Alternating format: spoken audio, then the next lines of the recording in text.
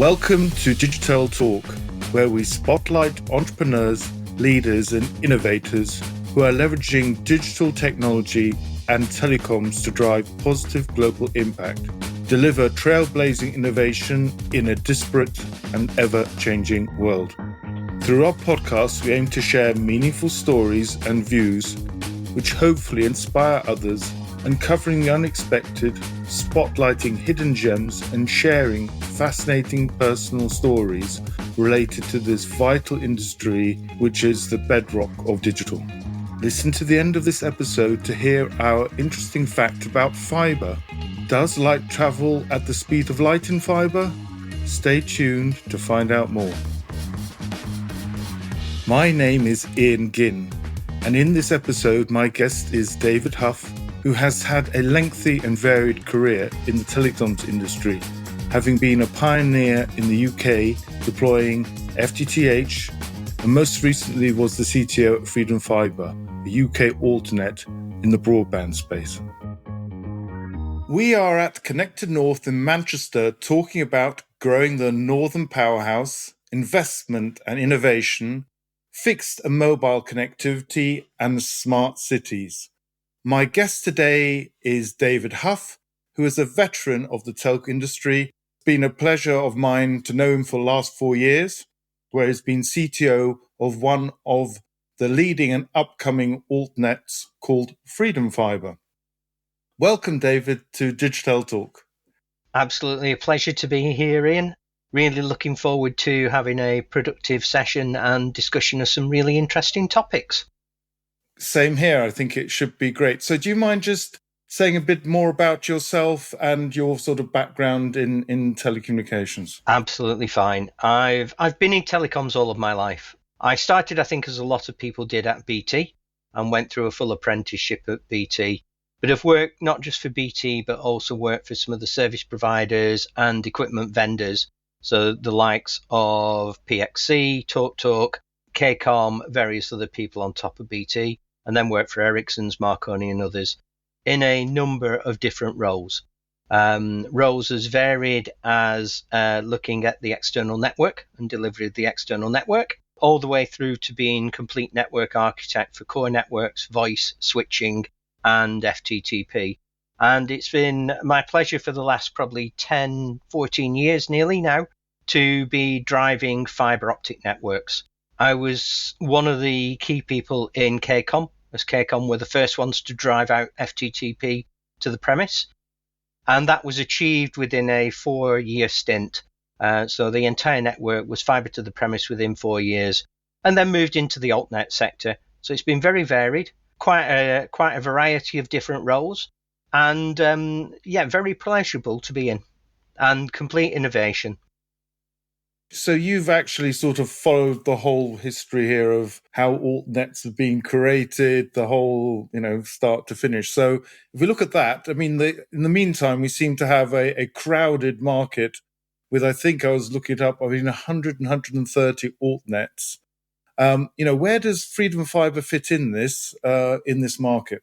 So I suppose Freedom Fibre is slightly different to a lot of the other altnets that have been set up, with the exception of a few like City Fibre. Freedom Fibre was predominantly set up as a wholesale network provider. So in other words, they were there not to deliver direct services from retail service providers, but to build a network for others to connect into.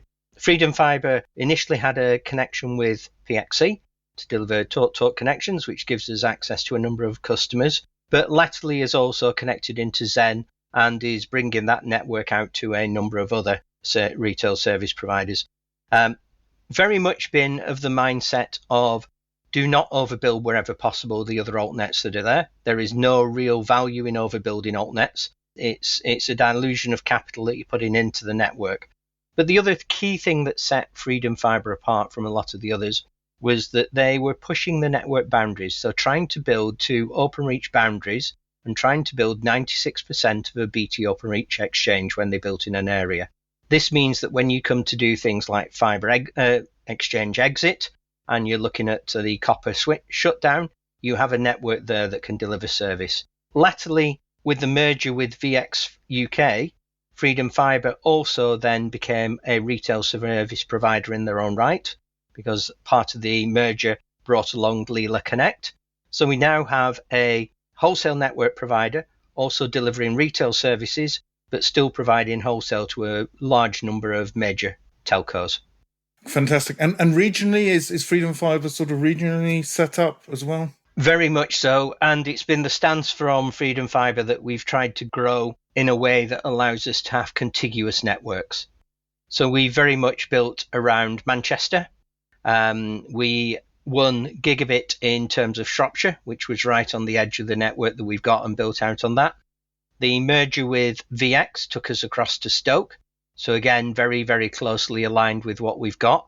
That allows us obviously to centralize the management of networks, but it also allows us to have a unified network across all those areas. Fantastic. And how is the build out going, would you say? It's going well. We are, I think, like most others now, in a phase of connections and to actually drive take up of the network itself. So we've built the majority of network that we've got. We see there's merit in extending in terms of Shropshire gigabit that we've won and we are working through. And we are, like a lot of others, looking at where you actually grow beyond this. But predominantly at the moment, we're focused on generating revenue and penetration and connections on the network. So where are we, would you say, if we expand it a bit to the other players? I'm sure you're aware of what other peoples are doing, and related to the Connected North angle of the event that we're at. Do you think the broadband market is able to deliver on its promise to connect the country? And where are we in that process? I think there's a challenge. And I think this comes out of the nature of the way in which a lot of the networks were configured. As I said previously, we were set up as a wholesale network provider. A lot of the other altnets that are built are vertically integrated. That is, they have their own retail service provider, providing services to their own customers on their own network, which is great, but it doesn't give you service choice. Right. So you don't have the ability of service choice. This then lines into the fact that Openreach gives you that, basically not the exclusivity, but they give you the access to the entire network to all of the retail service providers. Now that means that they give you choice. Going to an altnet doesn't necessarily give you choice. So I think there is a real challenge there that altnets are beginning to identify, that you will only acquire a certain percentage of the network before you need to go to a wholesale channel and bring on lots of other retail providers to make it work. So there is a challenge there. I think the other challenge that we've got, and this is the bit where the BDUK program is designed to fill, is that last percentage. So everybody is doing commercial build in commercial areas. So everybody's building the easy to reach, the easy to build out, and the rural side of it is getting left behind still slightly. BDUK is designed to fulfill that by adding additional funding on top, but there are still not spots in there, and there needs to be some realization that this is not fibre for everybody. There will be alternative technologies that need to be used to actually deliver service out to those customers. They won't be fed without it. So what would you see those technologies to be? I'm thinking of fixed wireless access. Is that the type of? It's potentially fixed wireless access or other wireless technologies that there are available to actually deliver that. Obviously Starlink is something else that's being used as well. So we have a few different things out there, but fundamentally it's going to be a mixture of various different technologies. And do you think the government is able to, putting the money in to support those, as you say, sort of non-economical areas where it's not viable really to do it without some sort of government support? They are. The BDUK program is very good at trying to put additional funding in. The challenge you've got in most of the areas is that in order to make those programs work, you need a commercial build associated with a subsidised build. Because the subsidised build in its own right, because of the numbers and the costs associated with it, will not work. So it's a combination of commercial and subsidised build that is going to make this work. There's still a challenge in the amount of money that's available. It still doesn't allow you to drive out to the very difficult premises to reach. And hence why there needs to be alternative technologies to deliver that at a cost-effective price. Coming back to one of the points you just mentioned about the way certain of your competitors, let's say, have basically built a complete stack, if I understand it correctly, sort of monolithically, all the way from retail down to connectivity. And you're saying actually you do need to have the versatility and have a sort of a middle layer which separates the wholesale part from the retail, which allows various people to connect. But what other sort of bottlenecks and problems do you see in the industry and being able to deliver on the promise to connect? I mean, if looking at where we are at the moment, we're in a situation where capital to expand is limited. Mm-hmm. The investors are now looking at where they invest, and they are really reining back on their investments. That is obviously creating some form of issues. We also recognise that the market is in a consolidation phase. You mentioned before around the 100 to 130 altnets. We know that is not sustainable. Mm-hmm. We just need to look back at the cable TV days when there were a number of franchises, and the fact that they are now all in a single entity.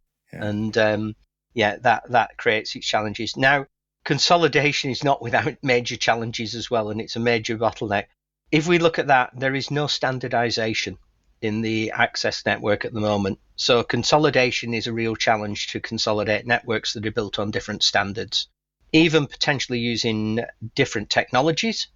A great example is when Freedom Fibre and VX merged. VX were using a point-to-point technology. Freedom Fibre, like most others, were using XGS-PON. That creates challenges where we are. The other interesting thing is that we obviously, I mentioned previously around the fact that you need the wholesale element to actually make it play out and work. If you look at the retail market, within the retail market, if you enter in as a new RSP, a vertically integrated with a new name, you'll probably pick up somewhere between 6 and 10% of the network. But there is not a massive impetus for people to actually move. People have been told for the last X number of years that they already have fibre to the premise. Their bandwidth in most cases is enough to do what they want to do. So there isn't an impetus for people to actually go out and buy a fibre-based product. You actively have to go and sell. Right. And do you think that it's a race to the bottom as far as that's concerned? I mean, when you say what levers do you have to incentivize someone to move? As you say, if the bandwidth's okay, the quality seems to be okay, price is something. I mean, I guess how many levers have you got to pull? There are very few. You are right. Price is obviously one, but price can only go so far. Yeah. Obviously, there's been lots of money invested. You have to make money out of the market, and therefore you can only go so far on price. Where you end up then is on quality. So this is about not just the quality of the service that's built and the availability that's serviced, but this is also in-home quality of service as well.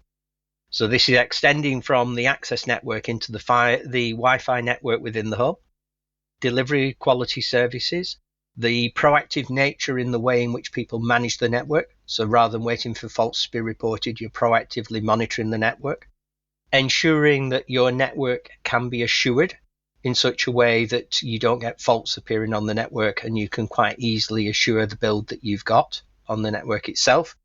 And as much as anything, it's that making the customer feel as though they are getting the best service possible for the money that they're paying for.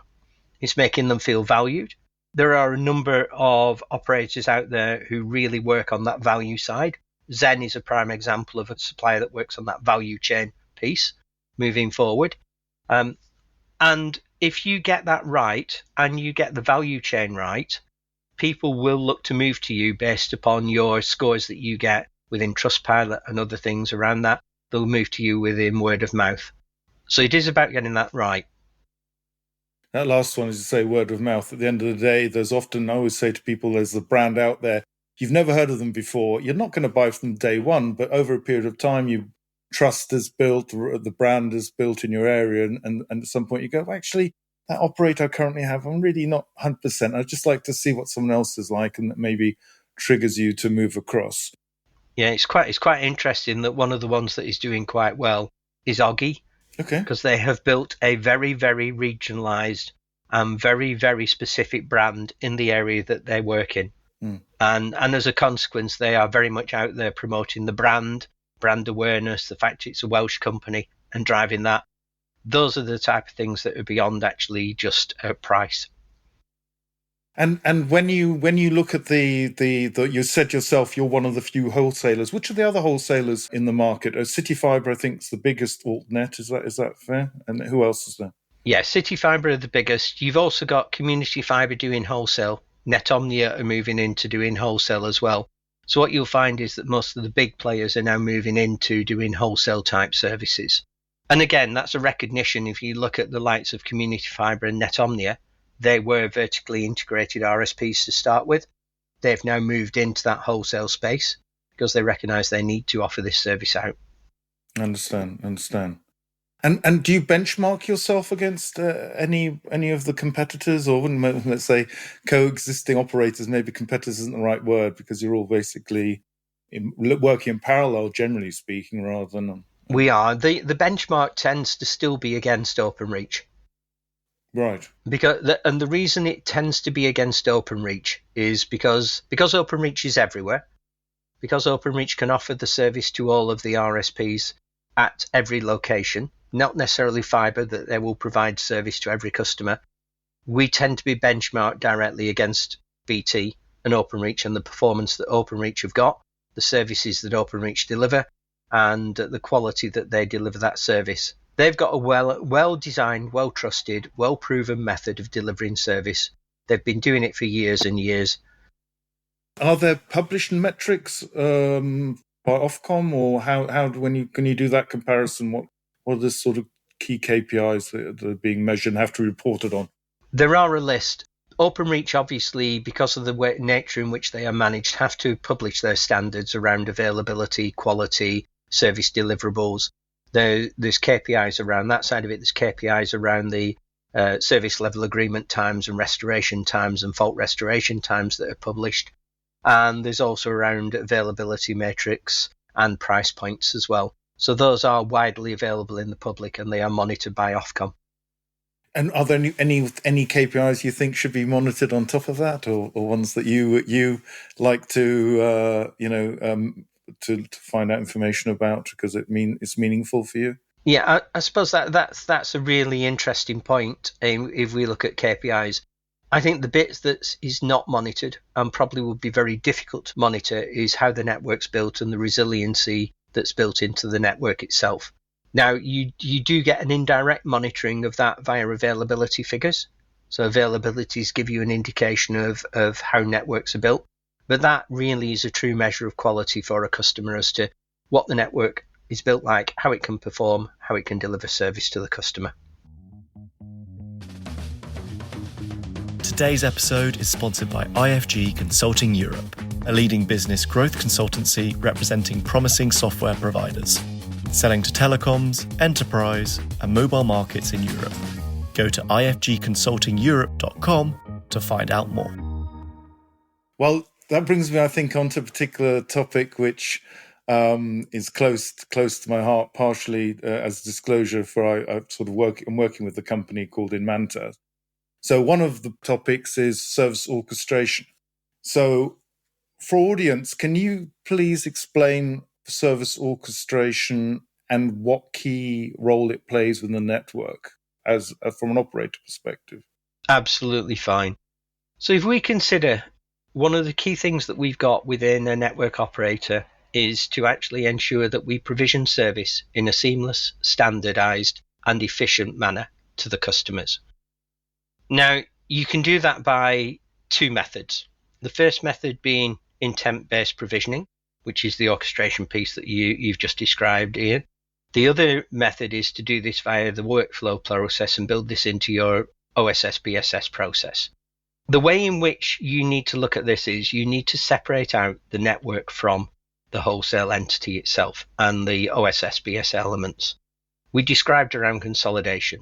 So what does orchestration give us? Orchestration gives us the ability to separate out the network from the OSS/BSS layers. It allows us to provision on multiple different network entities using a single intent from the OSS platform, so a single description of the service, i.e. It's a fibre to the premise, it's 500 megabits, this is the basic service level. It doesn't need to understand anything around how the network is provisioned. The intent-based provisioning platform then allows us to interpret the network, understand network connectivity below it, understand the elements of the network that are connected to it, and as a consequence, provision service according to the network that is responsible to deliver connectivity to that customer's premise. So it's the separation, it's the simplification, and it's the standardization of the platform itself that allows you to make sure that those services are consistently delivered. But what you're doing is you are separating out the networks and the OSS and BSS layers. That's very interesting. And workflow can't do that, you're saying? Or? So workflow, in essence, can do an element of it, but every time you put a new network entity below it, you would end up with a new workflow. Okay. So you would end up with, for instance, a good example is the network we've got with a point-to-point network and a XGS-PON network. If we were to build a workflow engine to drive that, we would end up with two workflows in the provisioning stack. And dependent upon which service technology you were taking, you would follow whichever workflow you built, but you're building it twice. What that also means is if you have to change the provisioning flow, you have to change the workflow. If you separate out the workflow as purely being the order process, i.e. the lead to cache part of the discussion, what this means is that the workflow can remain consistent. It doesn't need to worry about the underlying technology. And it's at the point that you push the provision to the network that the intent-based provisioning platform or a network orchestration platform takes over. Right. It then understands the service, but more importantly, it also understands the network, and it's at that point that you can separate out the two. And one of the things I also liked about Intent is this healing capability. Is that something, when you talk about resilient, I think it's connected with that. Maybe you can share a bit more how that works? Yes, absolutely fine on that. I mean, there are a number of key things. That is one, and I'll touch on a few actually, Ian, as I go through it. I think it's probably the easiest way. So if we look at it, what are we looking for from an intent-based platform, and what does it give us? We talked about consistency. We guarantee that we get consistency in service provisioning. So there's no way that you can actually change anything. The network's provisioned in the same way with the same services for every single order that comes through the platform. That then gives you the ability to assure the network services. So this then allows you to validate that the services provisioned on the network are in line with the services that should have been provisioned in the network. What that also means is that we know, like everybody, that engineers love to go and fix things by logging onto devices. This allows us to validate that whatever is on that device is what we intended to be on that device. So absolutely great from that point of view. The next one is security. Because you separated the OSS layers and you separated the access of engineers from the end devices, you can actually secure the network layer. You're not giving people access to devices. They're not logging onto devices. The workflow system on the top is not logging onto a device. There is a network element in the middle that's actually provisioning that service. It gives you that security layer as well built into it. And you mentioned around things like self-healing. Self-healing is great because what we can then start to look at is provisioning of resiliency should we need it if the service breaks. But not only that, it can actually look at the network itself and it can actually say, I know there's a problem and I can deliver a solution to that problem based on the fact it understands the network connectivity. That's very good. That's very, very powerful indeed. And obviously that, as I say, it's one of the key capabilities of Inmanta. But, you know, you were involved with the selection process at the time and obviously very pleased you did choose Inmanta. But can you share a bit more why you chose Inmanta? Yeah, very much so. I think I've described the features and functions we were looking for. Now, you're quite right. There are a number of platforms that can deliver that service. But one of the things there's two things we really liked about the Inmanta solution. One is the way in which the Inmanta solution is put together allows us to build on top of the base platform that we receive, to extend that platform ourselves to actually cater for new elements that come on board. We simply and easy to do that and integrate into our existing platforms very simply and very easily. Now, a lot of the other platforms, you have to get connectors built for every time you fetch a new element on board, and that costs time and money. But the other thing was the team itself. One of the key things we were looking for is somebody that we could work with as a partner. So it's not a supplier-vendor relationship. It's as a partner to deliver something that we needed within the business. Somebody that understood the network segment that we work in, somebody that understood telecoms, they understood the way in which the services are delivered, and they could actually help drive the way in which we, or intent-based, provision our network. And that's what we saw within Manta. A very, very technically capable, hands-on, service-led team of people. Fantastic. And one of the things, though, as you say, it being a partnership is a long, automation, orchestration, it's a long-term commitment on both sides. You better make sure you're dancing at the right dance with the right person, to the right music, exactly. As such. And so, how's the cooperation going? Would you say how's it gone? It's going really well. I probably would say that we have probably been lagging a little bit behind the Manta team in terms of delivering. Workloads and everything else has caused a few challenges, but that's not stopped anything going on within Manta and driving that service for us. So they've gone off, they've delivered what we needed. It's in test at the moment as we are, and first stages of implementation in the network. It's gone far more easy and simpler than we thought it would be. We didn't end up with any snags or problems that we have with others. And I think that comes down to what I said previously.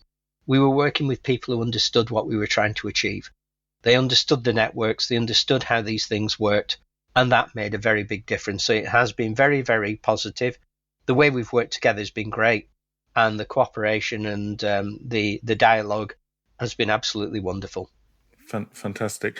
And as you say, I think the and I've heard from other projects as well, the sort of flexibility has been quite key, because at the end of the day, a project's never quite as smooth as you want. There's always something around the corner, and you just need to be adaptable. And I think our teams very much enjoyed working with your team, which brings me on to another topic that, I think there is the sad news, but maybe it's also silver lining as well, that you are going to be leaving Freedom Fibre in the forthcoming months.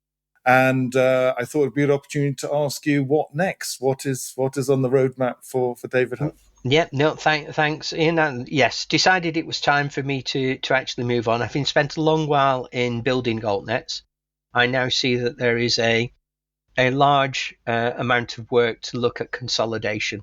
Consolidation is a major topic that's coming on board, and it creates a whole new set of challenges that people haven't yet envisaged. I've done some of that work, so I'm now looking at doing some consulting work to work with other altnets to help advise them and work with them on the way in which consolidation can take place. As we mentioned before, as people move from a retail journey into a wholesale journey, it's understanding that wholesale piece. And I believe that there are things that I can fetch that I've done previously to help support a wider industry base rather than being sat within a single industry at the moment. So I'm looking to move into doing consulting work and move on and do a little bit work with quite a few much wider audience. And this is one of the things which wasn't necessarily planned, but I would like to throw it in. What do you do when you're not doing work? I mean, I believe there's something to do with the sheep, if I remember correctly. Yes. On the side, I have a 120-acre sheep farm on the side. So, yeah, when I'm not at work, I'm at work. Exactly. And I believe the lambing season, because I watch Countryfile at the weekend, so lambing season's come to an end? Not quite. No? Last two left to lamb yet, so we have nearly finished now. Nearly 250 ewes, and we've got 2 left to lamb, so not too far off. I guess it's really literally the life balance type of thing. It is, yes. You're worried about wiring and people being connected to life critical situations as well, sort of will this lamb survive or not? So yes, you have your own casualty, on the farm, basically. Exactly, yeah. It's they are 2 completely different, but each with their own stresses in their own ways. That's absolutely correct. So it also gives me an opportunity. We like to do this on the show, is asking a question. Do you want to, shout out for anyone in particular, anyone doing good in your life or in business that you think's worth crediting? It's a group that I'd like to push at the moment because they are really trying to do some good work, and that's Inca. Okay. Inca are basically have been struggling for some time to pull together the altnet community to deliver as a seamless piece. They're now really starting to gain traction in the standardization and working with the relevant people. They're trying to drive that into government. And as an organization, I think they are really trying to strive for good across the altnet community. They're focused on delivering that. And they're doing an absolutely brilliant role at this moment in time. And are you part of their board or part of the organization, or how are you supporting them? I'm on a few of the standards committees and working with a few of the standards bodies at this moment in time. There's a wide range of people from a variety of different areas sitting on their boards to drive out the standards that we need. And that includes the likes of CityFibre and others as well. So it's from the large to the very small, which is great because that allows everybody to cooperate. So it certainly doesn't seem like you'll be sitting on your hands anytime soon, and you're more than busy one way or another. And it's been a great pleasure to have you on this podcast and be part of the Digitel Talk community. So I'd like to wish you all the luck in your endeavours and look forward to staying in contact. Absolutely. It's been an absolute pleasure and I really enjoyed it, Ian. Thank you very much. Thank you. Bye. Does light travel at the speed of light through conventional fibre? The answer is no. In fact, it travels about 70% of the speed of light in a vacuum. Hollow core fibre, HCF, offers a speed advantage and could be a significantly quick alternative to traditional silica-based fibre cabling, being about 50% faster. Microsoft announced it has acquired Luminosity Limited, a leader in next-generation hollow core fibre solutions, the spin-off of Southampton University, in December 2022. If you've enjoyed today's episode, don't forget to rate us and subscribe, and feel free to follow us on LinkedIn. And if you have comments or ideas for future episodes, please send us an email. Thanks for being part of the Digitel Talk community and for listening. Stay tuned.